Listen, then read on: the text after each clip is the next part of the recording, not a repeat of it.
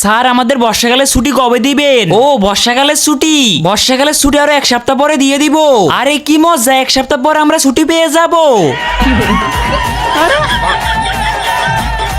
ভয় সবাই।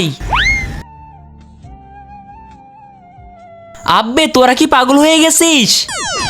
তো বাচ্চারা আজকে আমরা সবাই 10 লাইনের কবিতা পড়বো, ঠিক আছে?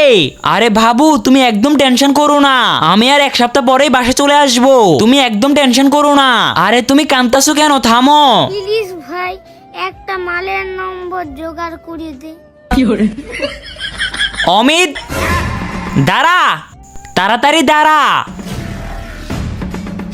নে একটা মেয়ের উপর একটা কবিতা লিখে দেখা। নিষাদা কালা সাবস্ক্রাইবারটা টিপ, যারা সাবস্ক্রাইব করে দিবে তাদের মা বাবা যেন অনেকদিন বেঁচে থাকে, আর যারা ভিডিওতে লাইক করে দিবে তাদের মন যেন পূর্ণ হয়ে যায়। আর আমি মন থেকে দোয়া করে দিলাম। ये क्या होगा?